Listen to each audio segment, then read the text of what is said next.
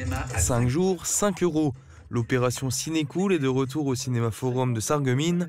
Du 17 au 21 septembre, toutes les séances sont accessibles au prix de 5 €. Avec plus d'une vingtaine de films à l'affiche, cet événement traditionnel est toujours le bienvenu. L'intérêt à la base, on offre un tarif attractif pour booster une fréquentation qui, généralement, fin août, début septembre, est un peu plus calme. C'est vrai que les budgets des ménages sont sollicités énormément sur cette rentrée, donc c'est un peu l'occasion de dire, ben voilà, faites-vous plaisir, faites-vous une toile à petit prix. Pour éviter la concurrence avec le Festival d'Angoulême, qui réclamait la primeur sur certains films, l'opération initialement programmée fin août a été décalée. En plus du tarif réduit, le public pourra découvrir 4 avant-premières au même prix. Pour le directeur du cinéma, Cinécool devrait permettre de rattraper une année 2025 un peu morose pour le moment. Une année cinéma n'est jamais terminée. On peut avoir des surprises encore sur octobre, novembre, décembre, d'autant plus qu'il y a de très grosses sorties annoncées. Mais effectivement, ça va faire du bien. Ça va ramener du monde en salle qu'on n'a pas sollicité. On a pêché certainement en matière d'offres en ce début d'année. Certains gros succès seront encore à l'affiche, comme F1 avec Brad Pitt, mais des nouveautés sont à découvrir avec notamment le film Connemara, réalisé par Alexandre Lutz. Nouvelle modalité d'accès au centre nautique Sarreguemines Confluence. À partir de lundi, le grand public devra réserver via une application mobile pour pouvoir accéder au bassin sportif à certains moments de la journée. La communauté d'agglomération Sarreguemines Confluence a publié un tableau pour chaque jour de la semaine avec les horaires pendant lesquels le bassin sera accessible en accès libre et ceux pendant lesquels le grand public devra réserver. Ce tableau ne sera pas valable durant les vacances scolaires. On constate que le week-end et le mercredi après-midi jusqu'à 18 h, le centre nautique sera accessible sans réservation, ce qui ne sera majoritairement pas le cas les lundis, mardis, jeudis et vendredis. Pour réserver les créneaux durant ces jours-là, le grand public devra se rendre au centre nautique pour créer son compte et ses identifiants. Une étape indispensable pour pouvoir accéder à l'application de réservation.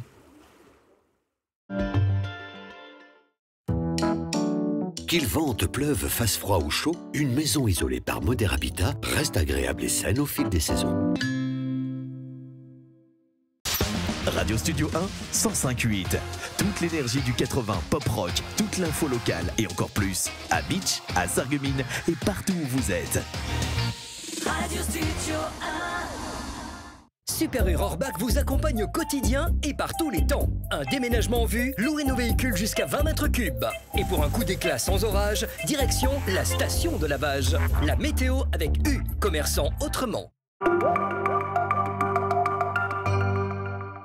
Bonjour tout le monde, hier je vous ai demandé quel était le point commun entre Sarralbe et Volminster et il s'agissait effectivement d'un moulin en activité.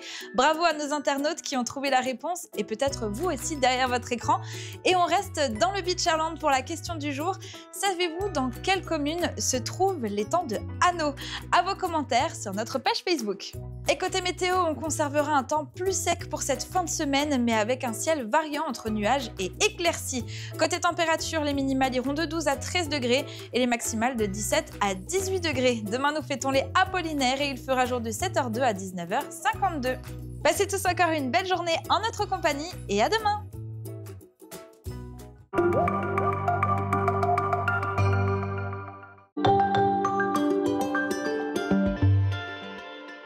L'association Atout Danse vous propose une initiation à la danse de salon. Démarrage des cours pour débutants le mercredi 17 septembre à 20 h au FSE de Roth. Pas d'inscription nécessaire, le premier cours est gratuit et sans engagement. À Eschwiller, au cœur du pays de Beach, découvrez l'Auberge du Moulin. Profitez d'une terrasse au bord de l'eau dans un cadre paisible et authentique. Savourez une cuisine maison sublimée par une carte généreuse et des produits frais du terroir. Et pour prolonger l'expérience, nos chambres cosy vous accueillent le temps d'une nuit paisible à la campagne. L'Auberge du Moulin, nature, terroir et convivialité. Besoin d'un coup de main à la maison? AD Assist à Rohrbach-les-Beach, une entreprise locale avec plus de 100 professionnels, vous aide à domicile pour le ménage, les repas et les courses. Et grâce au crédit d'impôt déduit instantanément, vous ne payez que 50%. Appelez-nous au 03 87 09 32 43.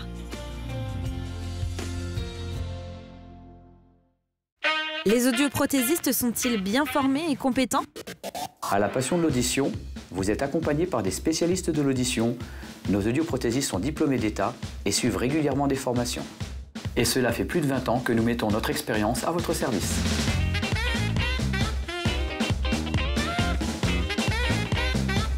Le CFA BTP Moselle est à Sarreguemines, avec 7 formations accessibles en apprentissage et en formation continue dans les domaines métier du plâtre et de l'isolation, carreleur et mosaïste, peintre applicateur de revêtements, génie climatique, maçonnerie et maintenance des bâtiments. Inscription ouverte toute l'année par téléphone au 03 87 63 71 08.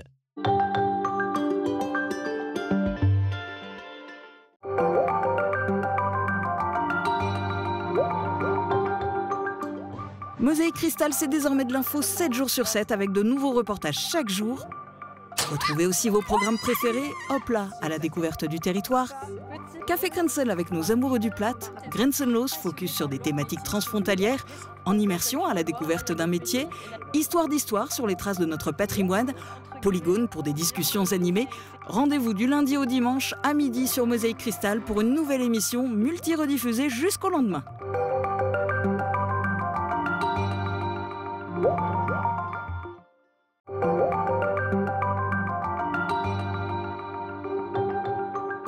Dragon de l'espace, c'est un court-métrage réalisé à Sarreguemines par Omar Ocampo. Un film à découvrir ce dimanche.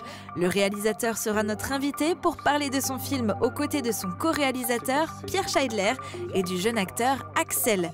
Rendez-vous dimanche à partir de midi sur Mosaïque Cristal.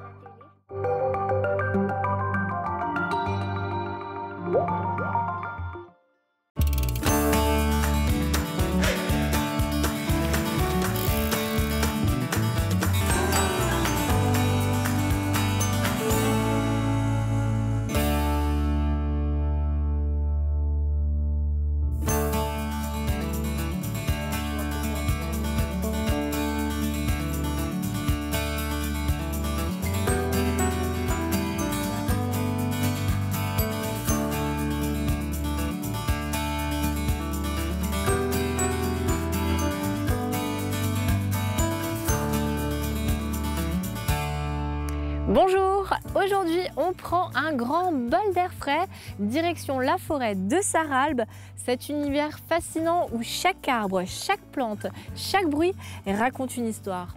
J'ai à cette occasion enfilé mes chaussures de marche. Hop là, c'est parti pour une balade au cœur du vivant. Première étape aujourd'hui au cœur de l'arboretum.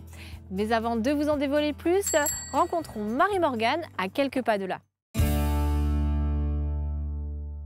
Chers parents, aujourd'hui j'ai voyagé en Italie. Pourtant, je n'ai pas quitté l'arrondissement de Sarreguemines.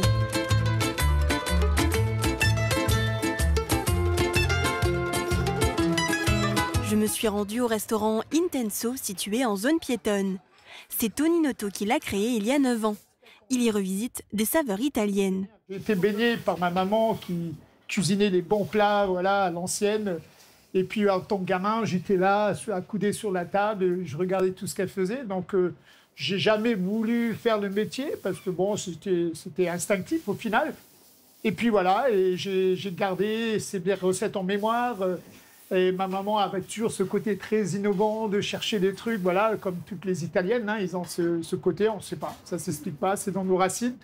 Il est épaulé par un cuisinier et un apprenti, ainsi que par son fils Nelson et 2 serveurs en salle.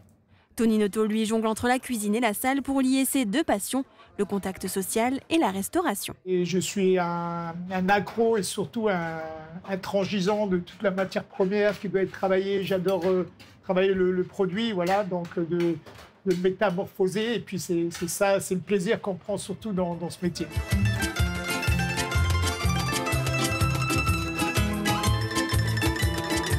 Comme disent les Italiens, bon appétit et ciao à tutti. Ciao.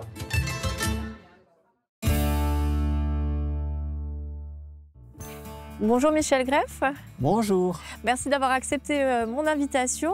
Alors on va commencer par te présenter un petit peu. Tu es naturaliste passionné et animateur nature. D'où te vient cette passion?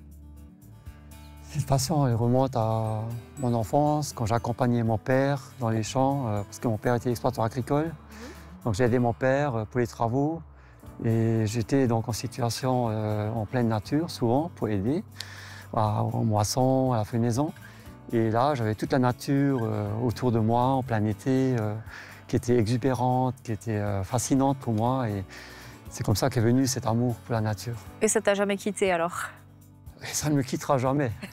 Et au contraire, ça augmente. Alors tu organises des balades par le biais de l'Office du tourisme, hein, c'est comme ça que je t'ai contacté. Comment le grand public peut te contacter? Alors, nous avons fondé une association qui s'appelle Unis pour la Terre. Et nous sommes ouverts à toutes les personnes qui sont intéressées par la nature pour participer à nos événements et aussi pour devenir membre. Voilà. Et nous avons un site internet où on peut nous contacter. Hein. Ok. Voilà. Et donc le nom du site internet, c'est? Alors, c'est Unis pour la Terre WordPress. Ok, Voilà. très bien. Et là, tu m'as donné rendez-vous devant le pavillon de chasse, hein, qui est remarquable. Est-ce que tu peux m'en dire un petit peu plus? Oui, alors nous allons voir que Sarralbe est une terre de nature tout au long de notre interview. Et Sarralbe est aussi une terre d'histoire. Ici, nous avons le pavillon de chasse du baron de Schmidt, qui était le cousin de l'empereur d'Allemagne, après les années 1780. Et donc, vous avez même le blason de Sarralbe, avec les 2 cours d'eau et les 4 croix de Lorraine. Voilà. Et ce pavillon de chasse, donc, il est d'un style allemand, il est remarquable. Ok, ben merci pour toutes ces explications. On va aller maintenant rejoindre un autre acteur du secteur. Regardez.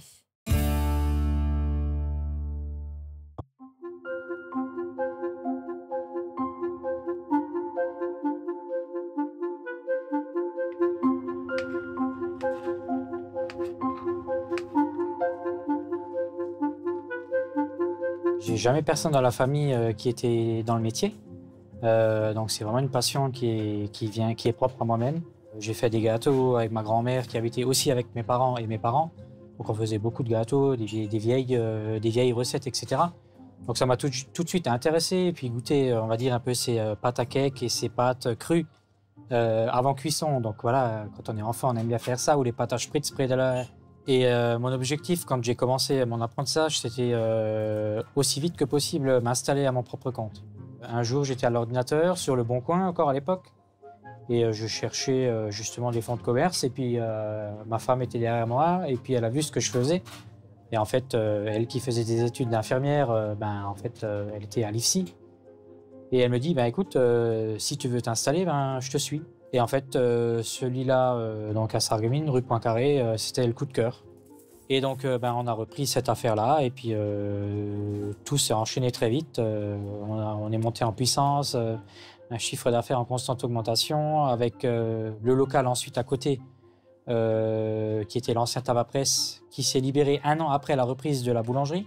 Je pense qu'en 13 ans, on a déjà accompli quelque chose de bien, et qu'on a pu faire aussi grâce à nos clients et nos salariés. Ce côté familier dans l'équipe, on travaille ensemble, la réussite d'une entreprise, c'est tout le monde, c'est pas que les gérants, c'est pas que le patron, c'est toute une équipe.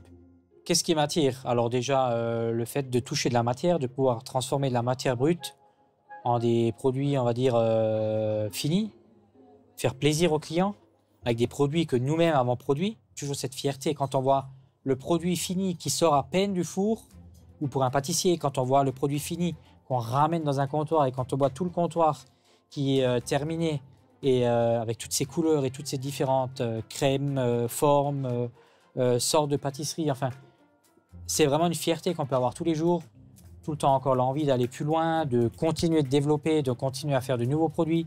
Je veux autant que possible défendre le métier, l'artisanat, la boulangerie-pâtisserie artisanale. En fait, la boulangerie, ça peut paraître très simple, c'est juste mélanger dans la tête peut-être de beaucoup de gens, c'est juste mélanger de la farine, de l'eau, du sel, de la levure et du levain. Mais sauf que c'est pas que ça. C'est un métier très vivant on doit adapter en fait nos recettes suivant les farines qu'on utilise, suivant le temps. Il fait chaud, il fait froid, suivant la production qu'on a à faire, les quantités. Alors le soutien bien sûr de la famille qui est très important. Ils voient aussi comment est-ce qu'on s'investit autant pour notre entreprise, pour nos salariés, et pour la profession en général. Donc des fois ils se disent aussi mais comment est-ce qu'ils font? Mais en fait tout se décrit par la passion qu'on a justement et pour le métier et pour notre entreprise, parce que l'entreprise pour nous, en fait c'est toute notre vie, c'est ce qui nous fait vivre. C'est toute une famille en fait, autant notre propre réelle famille que la famille qu'on a formée entre guillemets, la famille boulangère. Voilà, c'est toute une aventure extraordinaire et pas de regrets. Toujours rester positif, c'est sûr que des fois il y a des moments qui sont un peu moins faciles que d'autres. On reste des êtres humains des fois, la fatigue est là aussi, autant psychologique que physique. La règle d'or, toujours positif.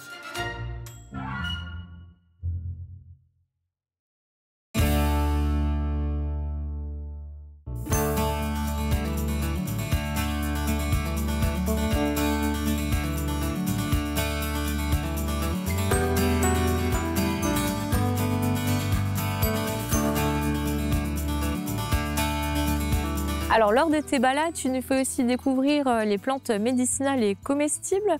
Est-ce que tu peux m'en citer quelques-unes? Bien sûr, avec plaisir. En ce moment, c'est la floraison de la reine des prés. C'est une plante médicinale notoire. D'accord. C'est une aspirine naturelle.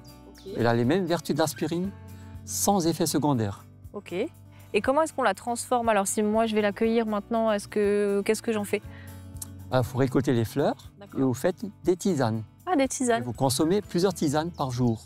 Okay. Et vous avez les effets de l'aspirine, mais à long terme. Il faut en prendre pendant un certain temps. Et il n'y a pas l'action brutale comme avec le médicament, mais il n'y a pas d'effet secondaire. Et est-ce qu'il faut la faire sécher alors avant? Non, on prend les fleurs fraîches. Mais après, on peut les sécher pour en avoir pour le restant de l'année. Et comment pas se tromper? Comment la reconnaître et ne pas prendre une plante qui pourrait être nocive pour la santé? Vous n'avez même pas besoin des yeux. D'accord. Rien qu'à son parfum, vous la reconnaissez.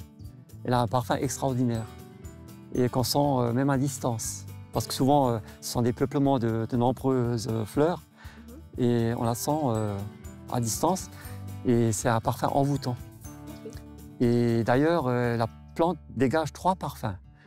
Celui de la fleur, celui des feuilles et celui de la plante séchée. Ok. Et tu m'as parlé aussi d'une autre plante, quelle est-elle? La valériane, qui est également une plante médicinale notoire et qui fleurit aussi ici, juste à côté, qui est aussi très importante. Elle équilibre le système nerveux. Et pareil, en tisane, on peut la consommer également? En décoction à partir des rhizomes. D'accord, ok. Tu peux m'expliquer un peu plus les rhizomes, qu'est-ce que c'est pour ceux qui ne savent pas? Ce sont les tiges souterraines. D'accord. Donc là, une infusion ne suffit pas pour extraire les principes actifs, parce que c'est dur, c'est coriace, comme l'écorce.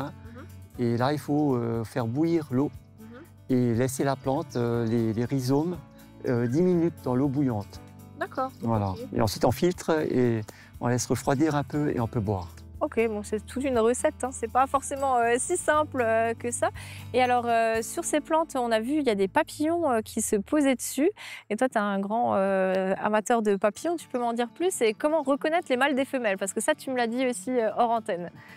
Ça dépend des espèces. Il y a des espèces qui ont un dimorphisme important entre les sexes, entre mâles et femelles, et d'autres qui ont très peu de différence.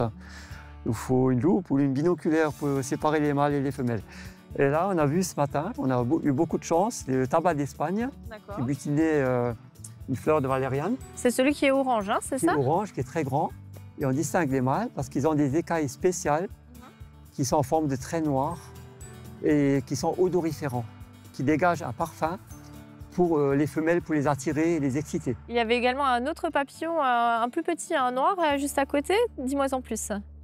Alors, ça, c'est un papillon aussi qui est devenu très rare, que je vois rarement actuellement, peut-être plusieurs fois dans l'année. Et ce papillon s'appelle la carte géographique. Il était en même temps sur la même fleur que le tabac d'Espagne, avant, en train de butiner.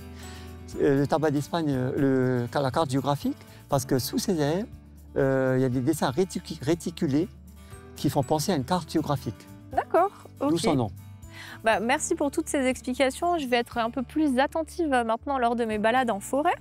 Et puis ça m'a donné aussi quelques petites idées de recettes. Et on va aller voir justement ce qu'on nous prépare en cuisine chez Mosaïque. Regardez.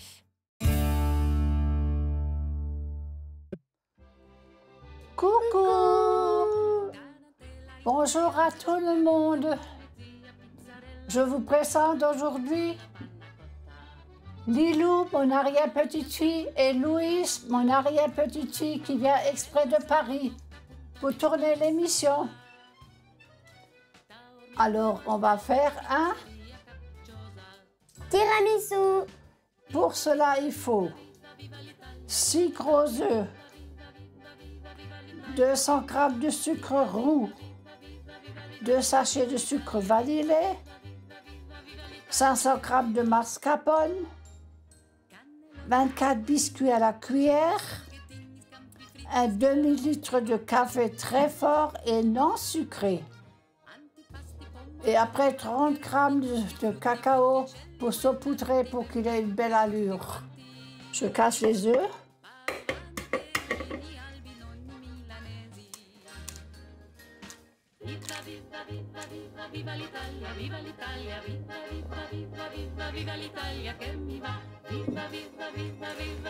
Voilà. Maintenant, je vais battre les blancs en neige.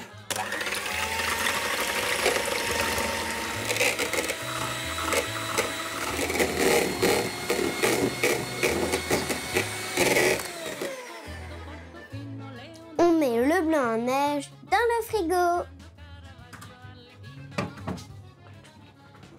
Maintenant, je vais battre les jaunes d'œufs avec le sucre roux et le sucre vanillé.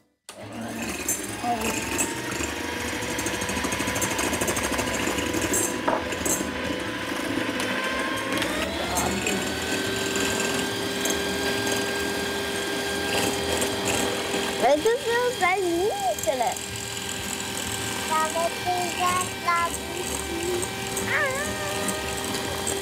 Mais non, faut pas se boucher les oreilles. Mais non. Ça va.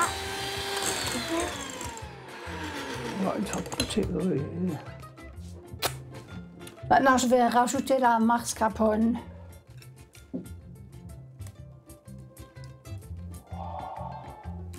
Beaucoup, hein? C'est pour ça qu'on a choisi un grand bol. Je rajoute la mascarpone avec les jaunes d'œufs battus en mousse.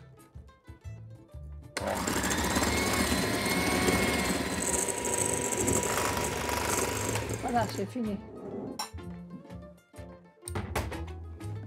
Je rajoute le blanc d'œuf à la masse. Oh là là, ça fait beaucoup. Hein. Oui, pour un petit bol comme ça, c'est sûr que ça fait beaucoup. Et je mélange. Voilà. Maintenant, on va mettre une couche de biscuits trempés dans du café fort et une couche de crème en alternance jusqu'à épuisement.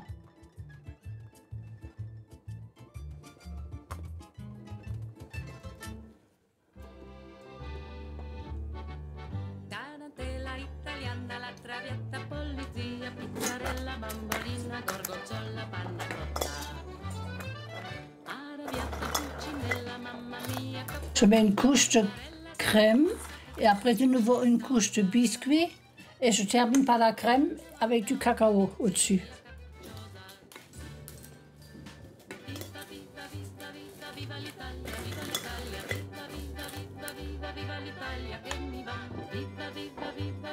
Voilà.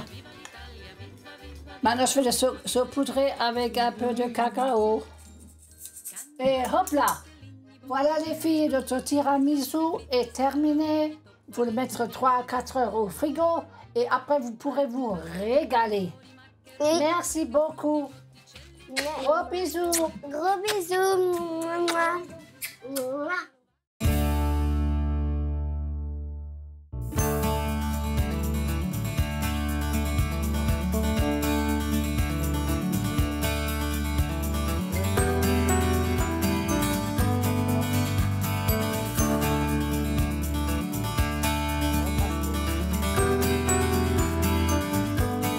On entend souvent dire que les arbres ont une énergie. Qu'est-ce que ça veut dire concrètement? Alors, tous les êtres vivants dégagent un champ électromagnétique, des ondes électromagnétiques autour d'eux, tous les êtres vivants. Et les arbres aussi. Ce qu'il y a, c'est que les arbres sont là depuis beaucoup plus longtemps que nous. Sur cette planète, ce sont un peu comme nos grands frères. Et ils font du bien à notre santé. Ils sont importants pour nous. Et on n'en a pas conscience, mais c'est une réalité. Ok, et comment est-ce qu'ils nous font du bien alors? Alors, donc en fait, nous aussi, donc, nous sommes aussi des êtres vivants. Nous émanons aussi, nous dégageons aussi des ondes électromagnétiques. Et ces ondes électromagnétiques que nous dégageons rentrent en résonance avec celles émises par certains arbres, par tous les arbres. Et cette résonance, elle a un effet sur nous, sur notre santé. Et après, ça dépend de chaque espèce d'arbre, dont l'influence est différente suivant l'espèce. Ouais, justement, est-ce qu'il y a des espèces d'arbres à privilégier ou au contraire à éviter? Tout à fait. Il y a des arbres qui ont une influence positive sur notre santé et d'autres qui ont des effets gênants. Comme lesquels, par exemple? Pour les effets gênants. Ou positifs. Voilà. Alors, on commence par les positifs. Il y a par exemple le chêne qui est très bénéfique au niveau énergétique pour notre santé.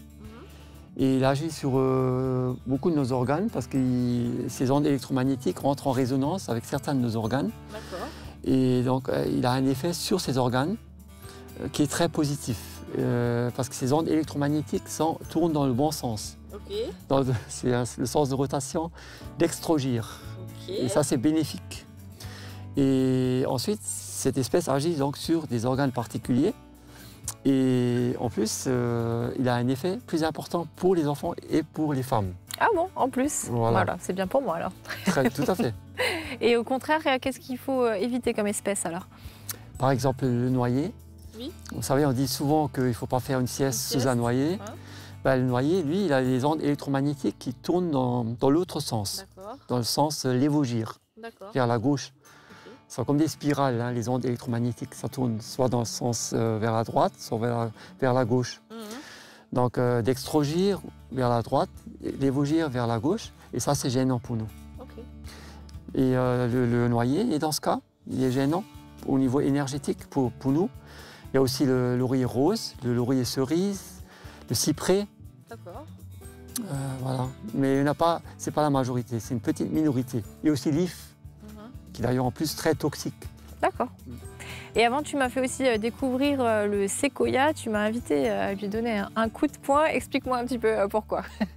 Alors, on reconnaît le séquoia au niveau sensoriel par le toucher. Parce qu'il a une écorce qui est spongieuse sur une grande épaisseur. Ça permet de protéger l'arbre face à la sécheresse, face aux attaques des prédateurs, des insectes, etc. Donc c'est comme une grosse éponge qui entoure le tronc de l'arbre. Donc quand on donne un petit coup de poing, ça rebondit. C'est spongieux, c'est doux, ça ne fait pas du tout mal. Alors que pour les autres écorces, du chêne, du hêtre, etc., dès qu'on tape un tout petit peu, déjà ça fait mal parce qu'on n'a pas beaucoup de peau sur la main pour amortir. Merci pour tout ça. Je te propose maintenant de changer un petit peu de décor et de découvrir l'histoire du jour. Pas de GI dans la Petite Amérique à Saint-Rincemin. Ce nom vient de l'unique maison de ce quartier en 1868. Son propriétaire, Pierre Schmitt, était revenu d'Amérique, un pays auquel il resta très attaché. Lors de la construction de la voie ferrée, il créa une cantine à cet endroit et prit le nom de Klein America et plus tard de Petite Amérique. Lors du rattachement de ce quartier, autrefois sur le banc de Zétain à la commune de Saint-Rincemin, la cantine donna son nom au quartier.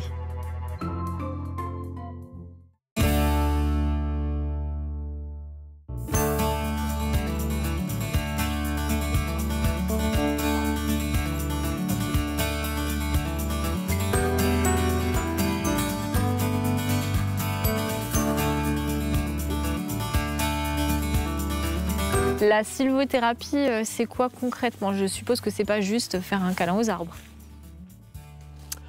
La sylvothérapie, ça se décline avec plusieurs thèmes. On a vu l'énergie des arbres avec un chêne. Et il y a aussi les bains de forêt. Et les bains de forêt, c'est pas seulement être dans n'importe quelle forêt, à n'importe quelle époque de l'année, durant une durée n'importe laquelle, etc. Non, c'est un protocole à respecter pour réaliser un bain de forêt et qu'il ait une incidence sur notre santé. Et ce protocole, il a été défini par un chercheur japonais qui s'appelle le docteur King Lee et qui a fait des recherches au Japon par rapport aux effets des promenades en forêt sur notre santé. Parce qu'il a observé les gens au Japon qui ont traditionnellement envie de faire du sport dans la nature, qui se promènent souvent dans la nature. Et il observait que ces gens se sentaient bien, qu'ils avaient l'air plus heureux, plus en forme, après avoir fait du sport dans la nature, dans la forêt, qu'autrement. Et il s'est dit, mais est-ce qu'il y a vraiment une cause médicale à tout ça, ou c'est juste psycho-émotionnel? Alors il a fait 2 groupes de personnes, un groupe qui allait se promener en ville, faire des études sur l'architecture de la ville, l'histoire, etc. Et la deuxième partie du groupe, l'autre moitié, il a envoyé en forêt un certain nombre d'heures, plusieurs jours de suite. Et après, il a fait des prélèvements d'urine et de sang. Et il a fait des... Ben oui, c'est la seule façon de voir quel est l'état de santé de chaque personne. Et il a fait ses analyses et il a remarqué que pour les gens qui étaient allés en ville, il n'y avait aucun changement. Et pour les gens qui sont allés qui ont respecté ce protocole de plusieurs jours de promenade en forêt, un certain nombre d'heures, il y avait eu une augmentation très importante du nombre de lymphocytes, notamment les NK, les natural killers, qui s'attaquent aux anticorps, et donc une augmentation de leur multiplication de ces lymphocytes très importante. Une augmentation aussi importante des protéines anti-cancer. Et aussi une chute des hormones du stress, l'adrénaline, la noradrénaline qui ont chuté. Donc ça, c'était déjà des résultats qui étaient vraiment spectaculaires. Et voilà, et c'est le premier qui a révélé ces effets sur la santé du fait des promenades en forêt. Alors un bain de forêt, c'est une visite de loisirs, d'agrément d'un parc forestier où il y a des arbres, ça c'est obligé, qui émettent des substances qui s'appellent les phytoncides. D'accord. Et c'est quels arbres alors? Tous ces effets sur notre santé sont dus à ces substances. Ce sont des composés organiques volatiles qui sont émis par les arbres pour se protéger des parasites, de la sécheresse, etc. Tous les facteurs qui mettent les arbres en danger. Donc ces composés organiques volatiles s'appellent donc des phytoncides et sont émis par certains arbres. Donc au Japon, c'était 2 conifères qui émettaient ces substances. Et nous, on n'a pas les mêmes arbres qu'au Japon. Donc en fait, nous, on en a aussi. Chez nous, le principal, c'est le hêtre. C'est pour ça qu'on est devant le hêtre. C'est lui, c'est le champion de l'émission des phytoncides. Il émet énormément de phytoncides. D'accord. Donc toutes les forêts où il y a des hêtres dedans, on peut faire des bains de forêt. À partir du moment où il y a des feuilles. D'accord. Parce qu'il faut que ces substances sont synthétisées lors de la photosynthèse. D'accord. Et donc il faut qu'il y ait des feuilles. Et il faut aussi qu'il fasse un minimum ensoleillé et chaud. Parce qu'il faut qu'il y ait de la photosynthèse. C'est dépendant de la photosynthèse. D'accord. Par contre, il y a d'autres arbres qui émettent aussi des phytoncides, mais à un degré moindre. Par exemple, des résineux, qui, eux, arrivent à stocker les phytoncides. Donc là, il peut y avoir moins de lumière. On peut se promener dans ces forêts où il y a par exemple, le pin sylvestre ou l'épicéa, ou le sapin des Vosges. On peut s'y promener, alors qu'il n'y a pas beaucoup de lumière, il fait un temps très maussade. Mais comme ces arbres ont des réseaux, des canaux résinifères et des glandes qui stockent les phytoncides, après, ils les émettent tout au long de la journée, par beau temps comme par mauvais temps, sans arrêt. Bon, c'est une véritable science, tout ça. Je pense qu'il y a des ouvrages qui documentent le sujet si on veut en savoir un petit peu plus. Voilà, je peux juste vous dire qu'il faut respecter un protocole, c'est-à-dire de faire des promenades 3 jours de suite. D'accord. Et avec un minimum de 10 à 12 heures en tout. 10 à 12 heures. Sur les 3 jours? Sur les 3 jours. D'accord, voilà. c'est beaucoup quand même, hein, mine de rien. C'est par exemple 2 heures le premier jour, 4 heures le deuxième, et ensuite de nouveau au moins 4 ou 6 heures. D'accord. Voilà, et il faut au minimum 2,5 km par marche. Oui, donc il faut faire des belles randonnées alors. Hein. Maintenant qu'il faut ça en 2 jours ou une longue journée. Mais ceci dit, c'est peut-être beaucoup. Mais ensuite, d'après les recherches du docteur Kingley, on a les effets qui restent stables sur la santé. Tous les effets décrits, et encore d'autres qui ont été découverts par la suite par les chercheurs du monde entier. Actuellement, il y a énormément de laboratoires qui travaillent sur ce sujet. Donc le docteur Kingley, ce qu'il a trouvé, c'était au tout début. Mais maintenant, on a trouvé beaucoup plus d'effets encore sur la santé, extraordinaire. Et ces effets durent pendant 1 mois. Ah, ok, d'accord. Donc on a les 3 jours, les 10 à 12 heures de randonnée, et ensuite c'est stable, tous les effets. Sur les protéines anti-cancer, sur le système immunitaire, les hormones du stress, pendant 1 mois ça reste pareil. Et 1 mois après, il faut refaire. Donc c'est à conseiller à tout le monde alors. Oui, que des bénéfices, effectivement. Alors en début d'émission, on t'a présenté. J'ai oublié de te demander si tu étais originaire du secteur. Alors j'habite à une commune, un village qui s'appelle Tantelin, qui se situe entre Forbach et Sarreguemines. Ok. Alors est-ce que tu parles le plate? Je parle le plate et je vais organiser pour notre association Unis pour la Terre une conférence sur le plate à la fin de l'année. Ah, en plus. Voilà. Et est-ce que tu aurais une expression en plate favorite à nous? Alors ma maman elle connaissait énormément du dicton, elle avait une mémoire extraordinaire. Et elle connaissait énormément des dictons qui étaient formidables, qui disaient les choses de façon tellement pertinente et juste, et ça sonnait bien, et qui étaient largement meilleurs, je trouve, que les dictons français, parfois. Oui, oui. Est-ce qu'il y en a une qui te revient, là? Alors, je n'ai pas préparé la question. Là, vraiment, je ne suis pas prêt. Ma mère est partie depuis 5 ans, donc je ne les entends plus, mais il faut que je travaille pour me remémorer un peu. Bah, peut-être que le dicton qu'on va te proposer aujourd'hui va te rappeler des souvenirs. Regardez. Est-ce que vous arrivez à lire ça à haute voix? Non, je suis d'Arcachon. Alors, es rede immer vom Trigger, nie vom Durchschnitt. Alors, en français, on parle toujours d'humidité, mais on parle aussi de soif. Quelque chose comme ça. Se rede immer vom Trinken.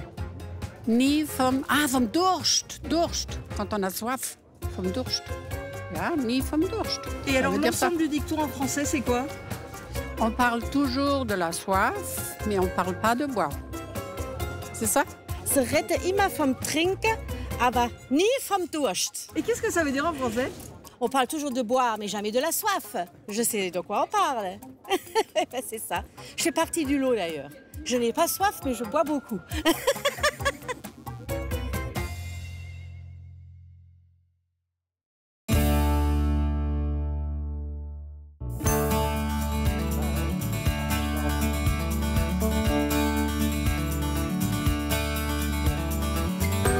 Alors quand on se balade en forêt, souvent on ne voit pas les animaux, on les entend surtout. Et justement là, il y a plein d'oiseaux qu'on entend. Est-ce que tu peux m'en dire plus? Bien sûr, avec plaisir. Là, ce qu'on entend, c'est le pinsson des arbres. Et c'est un mâle qui chante. Il chante pourquoi? Le mâle du pinsson des arbres, c'est à la fois pour défendre son territoire par rapport aux autres mâles. Oui, pour attirer la femelle. Et pour attirer les femelles. Voilà. Donc, ça a les deux fonctions.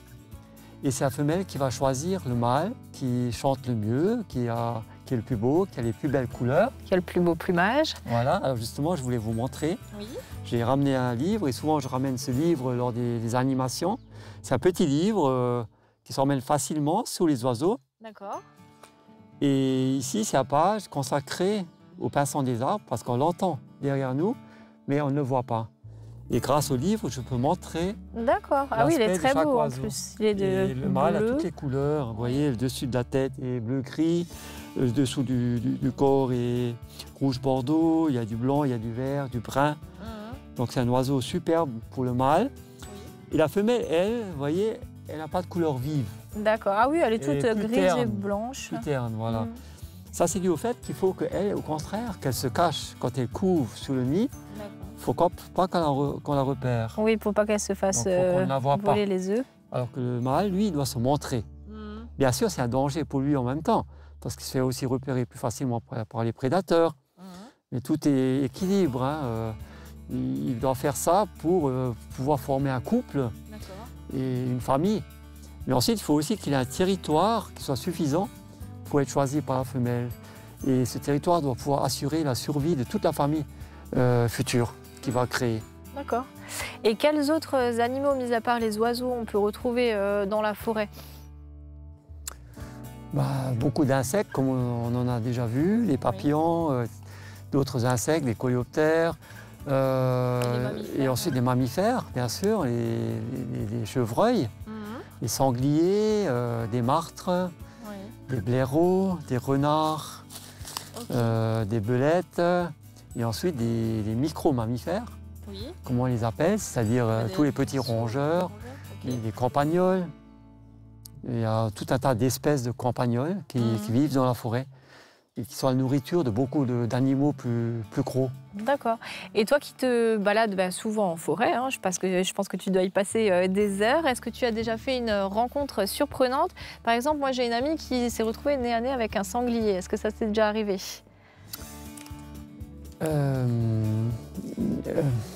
Moi, ça m'est déjà arrivé de voir passer des sangliers devant moi. Et effectivement, voilà, j'y reviens, j'y repense plutôt. J'étais il n'y a pas longtemps quand je préparais une animation le long de la Rosselle à Hambourg pour une série d'animations pour un collège à Hambourg. Et je faisais des photos le long de la Rosselle, j'essayais de voir ce qu'il y avait. Et je suis tombé nez à nez avec un marcassin. Un petit marcassin qui était devant moi. Alors d'abord, il est parti un peu plus loin. Je me suis rapproché et après, il n'a plus bougé. J'ai pu le prendre en photo tout près. Mais il était tout seul, il était sans sa maman, maman là? Il était tout seul, mais est-ce qu'il était déjà sevré ou bien est-ce que la mère attendait un peu plus loin? Je ne sais pas. D'accord, voilà. Ok, c'est une belle histoire. Alors justement, Sandrine, on va aller la rejoindre et elle fait des petits quiz sur le territoire. Si elle faisait des quiz sur les animaux, oui, les oiseaux, je pense que tu serais incollable. Allons voir ce qu'elle nous a préparé aujourd'hui. Hop là, c'est l'heure de jouer. Et aujourd'hui, je suis sur le marché de Bitche en compagnie de Mélanie. Bonjour. Bonjour. Alors, j'ai déjà une première question pour vous. Est-ce que vous habitez sur le secteur? Pas du tout. D'accord. Mais est-ce que vous connaissez un tout petit peu les environs? Pas vraiment. D'accord. On va essayer. Je vais essayer de trouver des questions qui sont assez simples et puis on va voir si l'histoire du secteur rayonne assez pour qu'on puisse le connaître aussi plus loin. Ce sera un moyen de le tester. Okay. Alors j'ai une première question pour vous. Je vais vous montrer une photo et avec ça il y aura une question. Alors c'est quel village fut créé autour d'une cristallerie? Meisenthal. Alors presque, c'est juste à côté. C'est vrai que dans le bassin là-bas, ils sont un peu tous dans le pays du verre. Voilà, c'est Saint-Louis, plus précisément, c'est Saint-Louis. Et d'ailleurs, c'est la plus ancienne cristallerie de France. Je ne sais pas si vous le saviez. J'ai une deuxième question pour vous. Celle-ci, c'est juste une question, il n'y a pas d'image. Est-ce que vous savez quel est le site touristique du territoire, donc entre Sarreguemines Beach, qui accueille le plus de visiteurs chaque année? Une petite idée? Je vais vous donner un indice. On l'a en face de nous. Ça tombe bien parce que je ne sais pas. C'est vrai? C'est la citadelle. La citadelle d'accord, de Beach. Voilà. Et d'ailleurs, si vous voulez la visiter, un de ces quatre, c'est vraiment oui, pourquoi pas, ouais, bien sûr. Un chouette monument à visiter. Et puis c'est un monument que quand on va à Beach, on le voit n'importe où dans Beach. Et c'est assez impressionnant. Et j'avais une dernière question. Du coup, est-ce que vous avez déjà découvert des choses, visité un petit peu des sites sur le territoire depuis que vous êtes là? Du coup, vu que moi je suis de l'autre côté de notre forêt, des Vosges du Nord, De ce côté-là, oui, j'ai visité quand même quelques trucs. D'accord. Mais pas encore sur le territoire de Sarreguemines. Eh non. Eh bien, regardez notre émission Hopla, ça vous donnera plein d'idées. Alors, avec plaisir. Et j'ai une dernière question pour vous, et après je vous embête plus. Il y a un stand derrière nous, c'est le vôtre. Est-ce que vous pouvez nous en parler un petit peu? Oui, bien sûr. Alors, moi, du coup, en fait, je suis thérapeute en santé et bien-être naturel. D'accord. Et du coup, je fais aussi les marchés pour vendre des produits en santé et bien-être naturel à base principalement d'huile essentielle. Ok. Et donc, du coup, tout naturel. Ok, c'est chouette, c'est bien. C'est encourageant aussi c'est ça, de se tourner vers ce type de produit. Et du coup, on peut vous retrouver tous les mercredis à Beach? Pour le moment, oui. Ouais, ok. Eh bien, venez vite si vous êtes intéressé, parce qu'elle ne restera pas longtemps. Il faut vous dépêcher. En tout cas, j'espère que je vous souhaite déjà bon courage et bonne chance pour tout ce que vous allez entreprendre. Merci. Et puis, je vous invite à venir visiter le marché de Beach et vous pourrez retrouver Mélanie qui vous accueillera avec le sourire. Évidemment. Et puis, je vous dis à tous à la semaine prochaine. J'espère que vous avez passé un agréable moment avec nous.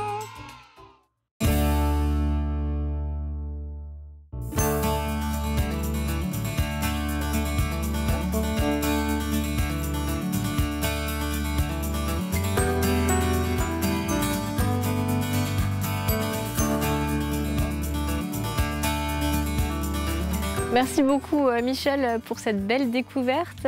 Je verrai sans doute la forêt d'un œil différent lors de mes prochaines séances de course à pied ou de balade. Je vais te laisser le mot de la fin. Qu'aimerais-tu que les gens retiennent de ces balades en forêt? Ce que j'aimerais, c'est que les gens ils retiennent le fait qu'à la base de tout ça, à la base de la phytothérapie, de la sylvothérapie, pardon, il y a le fait qu'on n'a plus assez de contact avec la nature. Il faut renouer avec la nature, il faut retrouver ce contact qui est là depuis nos origines et que nous perdons. Et c'est tout le contraire que nous faisons. Donc, ce que j'aimerais, c'est que les gens prennent le chemin de nouveau de ce lien avec la nature qui les entoure. D'accord, donc plus souvent, un peu plus de monde dans les forêts alors. Dans les forêts et dans les prés, et sur les sentiers, à travers les champs.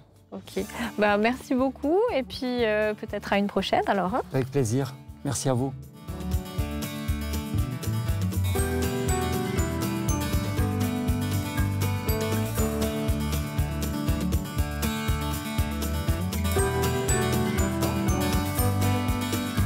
De mon côté, je vous dis à la semaine prochaine pour de nouvelles aventures. Et hop là!